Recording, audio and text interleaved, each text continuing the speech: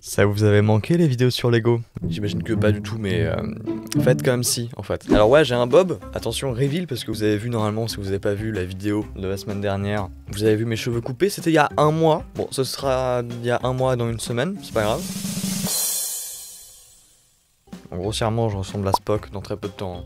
Pour l'instant, c'est pas coiffable, donc je garde ce bob Ghostbusters. Cette vidéo, c'est assez particulier puisque c'est la vidéo qui va signer l'arrêt de mort des vidéos à but informatif sur les Lego que je fais sur ma chaîne depuis maintenant tard l'époque. J'ai fait une vidéo sur l'histoire de Lego en 2 minutes, comment est-ce que les Lego étaient construits, comment les personnages étaient construits. Une deuxième vidéo sur comment les Lego étaient construits. Il y a tellement eu de vidéos que à chaque fois que je parlais à des gens que je voulais faire une vidéo là-dessus, ils me disaient encore, t'étais sûr, ça fait beaucoup là, non, tu crois pas? La réponse est non, du coup je ne crois pas puisque j'en vais en faire encore une autre aujourd'hui. À la base c'était censé être une vidéo complètement différente, une vidéo pas du tout en facecam, une vidéo avec de la voix off, des illustrations, etc. que je ne peux pas faire puisque ça nécessite d'avoir un ordinateur compétent que je pensais avoir mais je ne l'ai pas finalement. Donc je vous fais cette vidéo en facecam, en vrai c'est tout aussi bien, hein. Juste ce sera pas la même ambiance. Si vous avez des questions suite à cette vidéo, je vous invite à les mettre dans les commentaires, et si j'ai fait des erreurs, dites-le moi aussi, c'est totalement possible. Si j'ai des erreurs, je mets un commentaire épinglé avec les erreurs que j'ai faites. Donc à la fin de cette vidéo, allez voir les commentaires, mettez-en au passage, ça peut toujours servir. Si jamais des choses que je dis dans la vidéo sont fausses, vous le saurez avant de prendre pour argent comptant tout ce que je dis. D'ailleurs, ne prenez pas pour argent comptant tout ce que je dis, et si vous avez des infos à rajouter, n'hésitez pas. Pour le référencement, ça aide aussi accessoirement, mais ça, c'est pas, faut pas le dire. Donc l'histoire de Lego, si vous êtes chaud, patate, allez! Bref, voilà, on part pour la rétrospective de Lego, l'histoire de Lego, appelez ça ce que vous voulez. Ah! Avant de commencer cette vidéo, vous inquiétez pas, elle commence juste après. Je vous mets ici le jouet le plus ancien, le plus connu de Lego. Et maintenant, un des jouets récents de Lego. Il y a quand même un large différentiel. Comment ça, j'utilise des mots de comptabilité pour faire une vidéo YouTube? Oui. Donc, Lego, ça a été créé par un gars. Un gars qui à la base était charpentier, Holger Christensen. Donc à la base, il a été formé en tant que charpentier et créé sa première entreprise quand il a eu les qualifications qui étaient nécessaires. Mais, elle a dû fermer très vite. Donc qu'elle ferme, ça veut dire que le gars, il a plus d'argent, quoi. À la base, c'était son boulot, quoi, donc il travaillait. Et en plus de ça, sa femme meurt.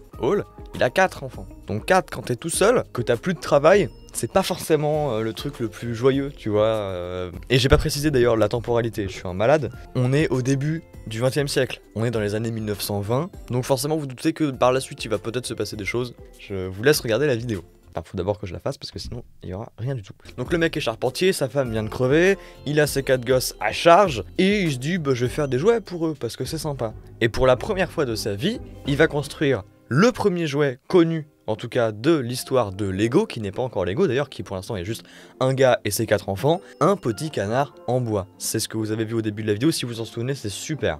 Et ces fiches, ils adorent ce petit jouet en bois, ils disent putain mais papa, t'es super, quand tu veux je te baise les pieds, y a pas de problème. Et le gars il se dit allez, j'en fais plein, parce que du coup le mec il avait une menuiserie juste avant. Alors il en fait d'autres, mais peut-être un peu trop du coup, et ça se vend pas en fait. Le marché est pas forcément habitué à ça, et le profit il est comme ça là. C'est un Stonks complet, et c'est en voyant ça que Godfrey, un de ses fils, se dit c'est chaud quand même là, on est à 2 doigts de tous crever, je vais peut-être aider mon père, ça peut être quelque chose de sympa. Et c'est ce qu'il fait, du coup, après les cours, l'école, il aide son père. Il met la laque sur les petits canards. Et c'est ça qui permet à la famille de vivre encore pendant... On dirait qu'ils vont tous crever demain. Non, on n'est pas dans 60 secondes, ne vous inquiétez pas. Mais ils réussissent à vendre des jouets autour du village qui est Billund. Accessoirement, c'est peut-être important. Mais donc ils en vendent un peu autour du village. Les gens, ils vont voir leur gosse, ils vont faire putain, il est super bien ton jouet. Ouais, c'est moi qui te l'ai offert, mais tu fais comme si tu connaissais pas ce que je t'ai fait. Mais en fait, Godfrey et Hall, ils s'en rendent pas compte, mais les jouets qu'ils ont fait, ils sont d'une qualité suprême. Et à voir qu'ils font des jouets de super bonne qualité, il y a un homme d'affaires qui s'y intéresse, qui est un grossiste de Frederica, qui est une ville, c'est pas une personne, parce que je suis pas grossiste de ma mère par exemple, ça n'aurait aucun sens. Et cette personne, c'est une des personnes qui va avoir une grande importance dans ce qui va devenir plus tard Lego, puisque cette personne, c'est la première personne à passer commande à Lego. Donc pendant je ne sais combien de temps, ils ont fabriqué des jouets en bois, comme ça, ils y allaient, et ça a permis de faire quelque chose de super. Hall put réembaucher ses anciens employés qu'il avait dû virés quand il avait créé son entreprise au tout début. Et il a pu les réembaucher et ils étaient tous super contents. C'est la version officielle de Lego, ce que je suis en train de vous raconter, c'est peut-être pas vrai. Et ça a permis de finaliser la commande et ça c'était super. Mais il y a une petite nouvelle qui va un peu tout changer, je vous avoue, le grossiste a fait faillite. Autrement dit, tous les jouets qu'ils ont construits, bah ils vont pas pouvoir être vendus. Et du coup, il se dit, c'est un peu prétentieux en fait d'ailleurs, j'ai remarqué, il se dit, ok les enfants, vous m'écoutez, j'ai une propale à vous faire. Oui. Là, les 10 entrepôts qui sont remplis de jouets, en fait, on peut pas les vendre. C'est moi qui vais les vendre, en fait. Non mais t'es sûr hein? Voilà.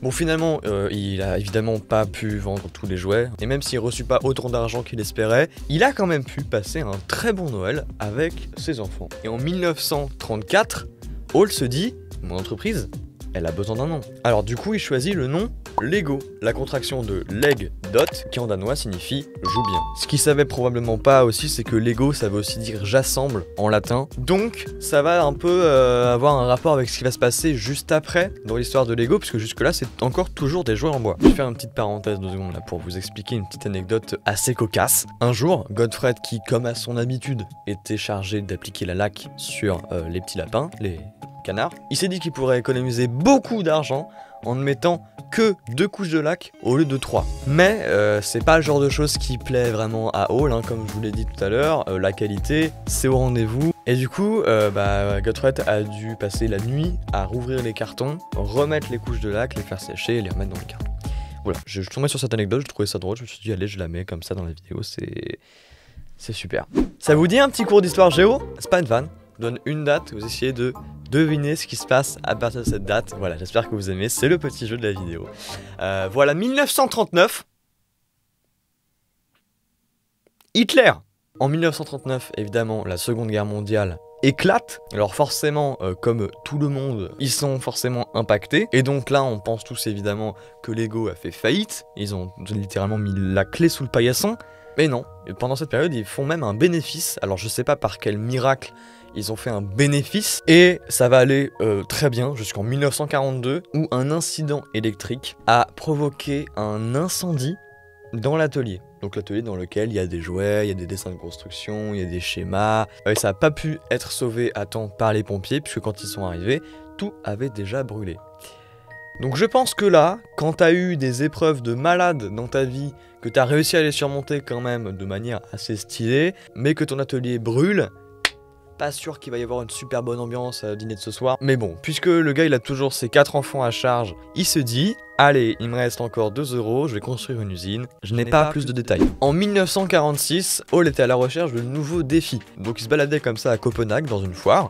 Et il a vu une petite machine à mouler du plastique. Et ça c'est un grand événement qui va se passer dans l'histoire de Lego, puisque cette machine en plastique, pour l'exemple, elle presse des briques en plastique. Alors il l'a acheté et il a commencé à faire des jouets en plastique, des petits oursons sur des avions. Et donc il fait ça, ça plaît à certaines personnes, moins à d'autres forcément, il n'y avait pas de jouets en plastique à cette époque-là, mais le gars il a toujours quelques petites briques qu'il avait de la foire, et ça l'intéresse, il se dit il y a un petit truc à faire avec ça, je vais essayer d'explorer la voie, peut-être qu'il y a quelque chose à faire, on sait pas.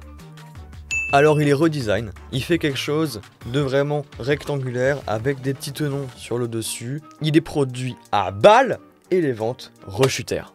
Putain de merde! Alors du coup, Godfred, on rappelle c'est le fils de Hall qui l'a aidé quand il était en primaire là. Maintenant il est adulte, il a une femme, il fait comme son père à l'époque.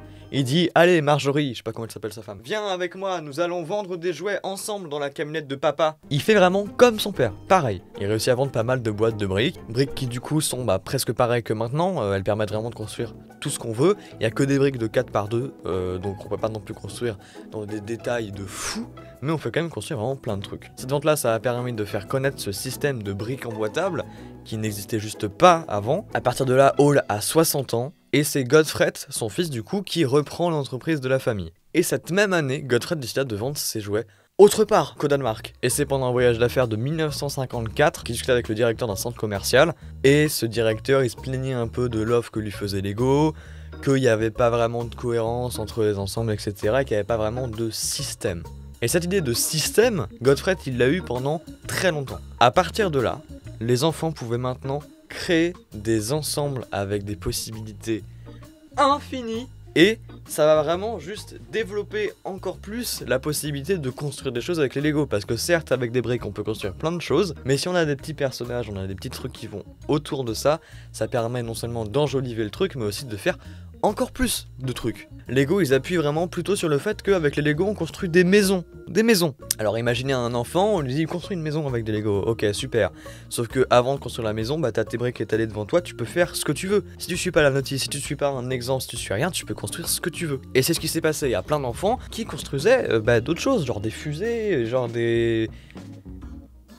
plein de trucs. Et le fait que des enfants construisent plein de trucs comme ça a permis de mettre en avant la fragilité des briques. Parce que comme je vous ai expliqué tout à l'heure, les briques c'est un rectangle vide avec 4 tenons, c'est tout. Alors Godfrey il fait quelques tests, il fait quelques essais, etc. Et remarque que la solidité est largement supérieure quand il y a des cylindres à l'intérieur des briques. Et à partir de là, le Lego c'est un truc complètement chambé. Parce que maintenant t'as plus aucun problème à construire ce que tu veux. Tu veux construire ta mère taille réelle, tu peux. Y'a pas de souci. Non, je t'assure. Y a pas de souci, aucun.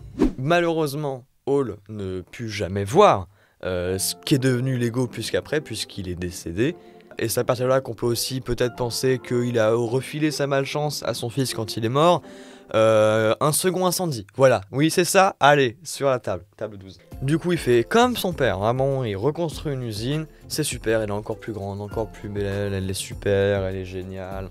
Je m'adore. Et c'est grâce à ça que les ventes peuvent remonter. Je vous ai dit tout à l'heure, vraiment les ventes c'est des montagnes russes, ça descend, ça monte, ça descend, ça monte. Comme à Legoland. Et bah oui, comme je vous expliquais tout à l'heure, Legoland, ça arrivait à un moment, ça arrivait en 1968. Et instant chiffre, la toute première année, il y a eu 600 000 visiteurs à Legoland. 600 000, c'est énorme. Bon, depuis Lego a évidemment beaucoup évolué, notamment avec la licence Star Wars en 98 ou avec les systèmes motorisés de Lego. Mais une chose n'a pas changé, c'est la philosophie de Lego qui pousse toujours les enfants à explorer, découvrir et exprimer leur propre monde, un monde sans limite.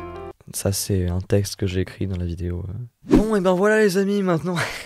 Qui suis-je pour parler comme ça? Bon, c'était la dernière vidéo sur l'histoire de Lego. Si vous voulez avoir d'autres informations sur comment les Lego sont construits, etc., je vous invite à aller voir dans la description les vidéos que j'ai faites avant. Bon, voilà, moi ça m'a fait très plaisir de faire cette vidéo. Je l'avais écrite et je pensais ne jamais la faire finalement. Mais voilà, en facecam, c'était aussi très sympa à faire. Voilà, moi je vous retrouve mardi prochain à 18h. Ciao!